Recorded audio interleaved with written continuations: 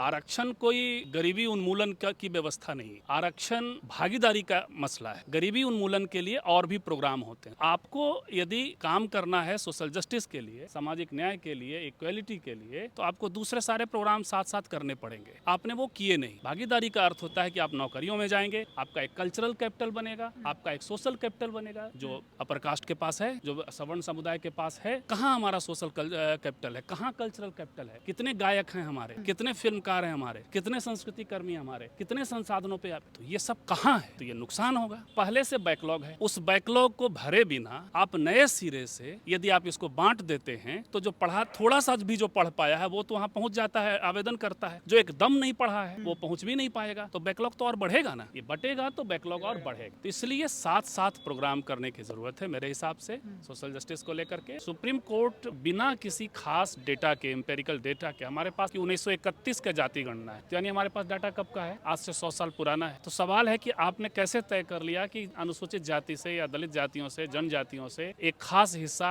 सारे संसाधनों पे काबिज है, आरक्षण का लाभ ले रहा है और एक हिस्सा नहीं ले रहा है? कैसे तय होगा? ये सपने में तो नहीं आएगा ना। जब ईडब्ल्यूएस आया था, जिसको मैं सवर्ण कोटा कहता हूँ, ईडब्ल्यूएस कोटा नहीं कहता, कारण यह है कि उसमें से भारत में पहली बार गरीबी की परिभाषा में SC ST OBC बाहर कर दिए गए। वो गरीबों के लिए आरक्षण है। गरीबों के लिए आरक्षण में आपने SC ST OBC को बाहर किया, तो सवाल तो बनता है कि ऐसी कौन सी गरीबी है जिससे एक आधा समूह बाहर हो गया? ये गलत परिभाषा थी, इसलिए वो सवर्ण कोटा है। अब सवाल होता है कि सवर्ण कोटा को भी आपने बड़ी तेजी से हरी झंडी दे दी, 15% आबादी को आपने 10% दे दिया। कैसे तय हुआ? OBC के लिए जब तय हुआ था तो 52% का 1931 की जनगणना सामने थी, तो उसको उन्होंने 27% जो है वो किया। वो उसी तरीके से SCs को मिला था। और जब क्रीमी लेयर अनुसूचित जाति के भी रिजर्वेशन में लग जाएगा तो इसका अर्थ ये हुआ कि भारत में सामाजिक शैक्षणिक पिछड़ेपन के आधार पे कोई आरक्षण ही नहीं बचेगा। वो सारा आरक्षण आर्थिक हो जाएगा। वजह सीधा साफ है। 3 कैटेगरी हो गई। एक सवर्ण कोटा, जिसको ईडब्ल्यूएस ये लोग नाम देते हैं, तो सवर्ण कोटे में आपने क्रीमी लेयर लगा दिया, यानी सवर्ण गरीब को आप दे रहे हैं, हटा दिया बाकी को। ओबीसी को पहले से क्रीमी लेयर है तो आप ओबीसी को फिर नहीं दे रहे हैं, आप किसको दे रहे हैं? ओबीसी गरीब को दे रहे हैं। और उसी तरीके से जब आप एससी को लगा देंगे तो फिर एससी गरीब को देंगे। यानी देश के जनता को 3 भागों में बांटा आपने और 3 भागों में आर्थिक आधार कर दिया। ये आरएसएस का पुराना सपना है। 1947 के दौरान भी जब आरक्षण लागू करने का प्रावधान हुआ आजादी के बाद और संविधान लागू होने के बाद, तब से आरएसएस का ये रहा है कि सामाजिक और शैक्षणिक आधार पर आरक्षण न दे करके आर्थिक आधार पर होना चाहिए। ये हो जाएगा। सुप्रीम कोर्ट ऑफ इंडिया ने SC ST आरक्षण को लेकर एक बड़ा फैसला सुनाया है। 7 जजों के बेंच ने DY चंद्रचूड़ के अगुवाई में SC ST आरक्षण को लेकर जो फैसला सुनाया, उसमें कहा गया है कि अब SC ST रिजर्वेशन के अंदर सब क्लासिफिकेशन किया जा सकता है और राज्य सरकार को ये पावर दे दिया गया है कि वो अपने राज्य में इसे लागू कर सकते हैं। मैं संजीव चंदन हूँ। जो ये फैसला आया है, ये क्या पूरा मामला है, इसे सर बताया विस्तार से। देखिए, इसमें हुआ ये था कि लोग गए तो कोर्ट थे दलित समुदाय से ही, अनुसूचित जाति जनजाति से ही लोग गए थे, पंजाब से लोग गए थे और देश के कई हिस्सों में ये कुछ जातियों का ये मांग रही है।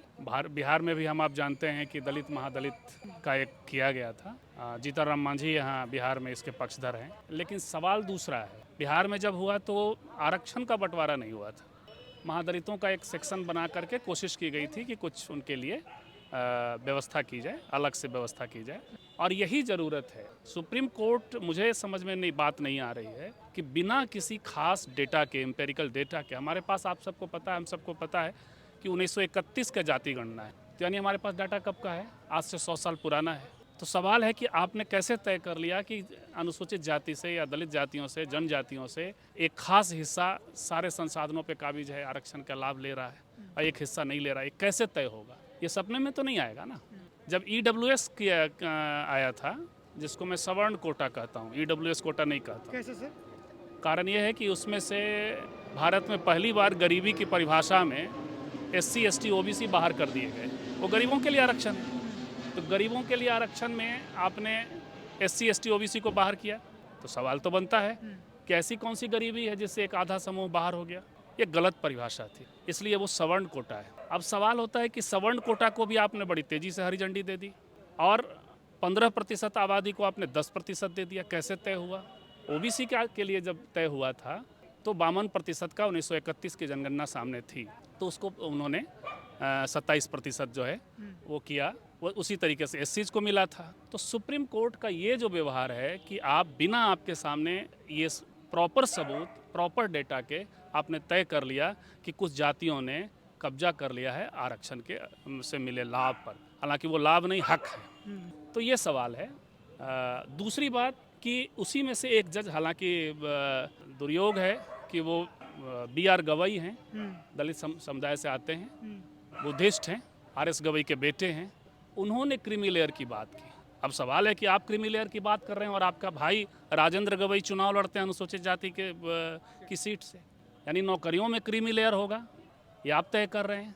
और जब क्रीमी लेयर अनुसूचित जाति के भी रिजर्वेशन में लग जाएगा तो इसका अर्थ ये हुआ कि भारत में सामाजिक और आर्थिक शैक्षणिक पिछड़ेपन के आधार पे कोई आरक्षण ही नहीं बचेगा, वो सारा आरक्षण आर्थिक हो जाएगा। वजह सीधा साफ है कि 3 कैटेगरी हो गई। एक सवर्ण कोटा, जिसको EWS ये लोग नाम देते हैं, तो सवर्ण कोटे में आपने क्रीमी लेयर लगा दिया, यानी सवर्ण गरीब को आप दे रहे हैं, हटा दिया बाकी को। OBC को पहले से क्रीमी लेयर है तो आप OBC को फिर नहीं दे रहे हैं, आप किसको दे रहे हैं? OBC गरीब को दे रहे हैं। और उसी तरीके से जब आप SC को लगा देंगे तो फिर SC गरीब को देंगे, यानी देश के जनता को 3 भागों में बांटा आपने और 3 भागों में आर्थिक आधार कर दिया। ये RSS का पुराना सपना है। 1947 के दौरान भी जब आरक्षण लागू करने का प्रावधान हुआ आज़ादी के बाद और संविधान लागू होने के बाद, तब से RSS का ये रहा है कि सामाजिक और शैक्षणिक आधार पर आरक्षण न दे करके आर्थिक आधार पर होना चाहिए। ये हो जाएगा। एक तो बंटवारा होगा इस आदेश के बाद, दूसरा आज न कल क्रीमी लेयर लगेगा। क्रीमी लेयर लगेगा तो इससे नुकसान क्या है? देखिए, आरक्षण कोई गरीबी उन्मूलन की व्यवस्था नहीं है। आरक्षण भागीदारी का मसला है। गरीबी उन्मूलन के लिए और भी प्रोग्राम होते हैं। सोशल जस्टिस, जैसे जो मंडल कमीशन लागू हुआ था जब OBC के लिए, तो उसमें एक रिकमेंडेशन ये किया गया था, बाकी सारे रिकमेंडेशन नहीं किए गए थे। तो आपको यदि काम करना है सोशल जस्टिस के लिए, सामाजिक न्याय के लिए, इक्वलिटी के लिए, तो आपको दूसरे सारे प्रोग्राम साथ साथ करने पड़ेंगे। आपने वो किए नहीं। ये जो भागीदारी का अर्थ क्या होता है? भागीदारी का अर्थ होता है कि आप नौकरियों में जाएंगे, आपका एक कल्चरल कैपिटल बनेगा, आपका एक सोशल कैपिटल बनेगा, जो अपर कास्ट के पास है, जो सवर्ण समुदाय के पास है। तो कहाँ हमारा सोशल कैपिटल है, कहाँ कल्चरल कैपिटल है? कितने गायक हैं हमारे, कितने फिल्मकार हैं हमारे, कितने संस्कृति कर्मी हमारे, कितने संसाधनों पे तो ये सब कहाँ है? तो ये नुकसान होगा। जैसे ही, और सबसे बड़ा नुकसान एकदम सीधा जो सीधे समझ में आने वाली बात है कि पहले से बैकलॉग है, उस बैकलॉग को भरे बिना आप नए सिरे से यदि आप इसको बांट देते हैं तो जो पढ़ा, थोड़ा सा भी जो पढ़ पाया है वो तो वहाँ पहुँच जाता है, आवेदन करता है। जो एकदम नहीं पढ़ा है वो पहुँच भी नहीं पाएगा, तो बैकलॉग तो और बढ़ेगा ना। ये बटेगा तो बैकलॉग और बढ़ेगा। तो इसलिए साथ प्रोग्राम करने की ज़रूरत है मेरे हिसाब से सोशल जस्टिस को लेकर के। और ये कुल मिला करके अंतिम स्माइल RSS के मुंह पे है। उनका जो तर्क है कि जैसे SC समाज के अंदर, ST समाज के अंदर जो समृद्ध हो गए, जैसे एक IAS ऑफिसर बन गए तो वो रिजर्वेशन का लाभ ले लिए। अब उनके आने वाले पीढ़ी को क्या भेदभाव झेलना पड़ता है जबकि वो IAS बन गए, उनके पिताजी या उनके घर वाले? हम लोग अभी एक लोकार्पण कार्यक्रम से बाहर आए हैं। हाँ। DSP हैं, आत्मकथा पढ़िए कैसे भेदभाव झेलना पड़ता है। अभी तो एक IAS गए यहाँ से, उन्होंने जो बातें की, तो IAS का बेटा इसके लिए नहीं आया था। IAS का बेटा कौन? रामविलास पासवान का बेटा कहाँ रिजर्वेशन ले रहा है? लिया क्या? चिराग पासवान ने रिजर्वेशन लिया? वो सिनेमा में गए, बाद में पॉलिटिक्स कर रहे हैं। पॉलिटिक्स में जो रिजर्व सीटें वो अलग बात है। किसने लिया, कौन लेता है? रतन लाल का बेटा इतिहास में पढ़ रहा है, और वो आप जो रतन लाल को हम आप सब जानते हैं, उनका बेटा संगीत सीख रहा है। इनके रामचंद्र राम जी की बेटी बढ़िया, तो वो कल्चरल कैपिटल बनेगा तो उसका ये होगा ना।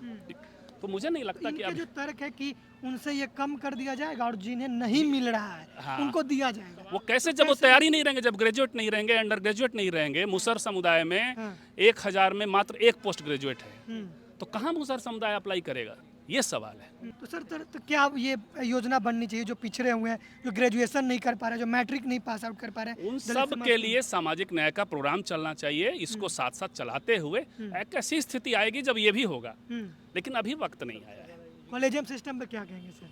कॉलेजियम सिस्टम को लेकर के बहुत गंभीरता से सिर्फ मेरा इतना कहना है कि कॉलेजियम सिस्टम बना भी यदि रहता है तो अनिवार्य रिजर्वेशन होना चाहिए। अदरवाइज जैसे जजेस की नियुक्ति होती है उसमें बदलाव। 21 अगस्त को जो बड़ा ये क्योंकि उसमें नोटिफिकेशन आया है, उसमें बड़ा मसला ऐसा है कि उसमें सरकार का भी दखल हो जाएगा यदि कॉलेजियम हटेगा तो कैसे इंक्लूसिव बनाएं, कैसे महिलाएं जाएं, दलित जाएं, आदिवासी जाएं, ओबीसी जाएं, इसके बारे में तो सोचें। 21 अगस्त को जो बड़ा नोटिफिकेशन आया भारत बंद को लेकर, उसको हमारा समर्थन है, हम सब आएंगे यार।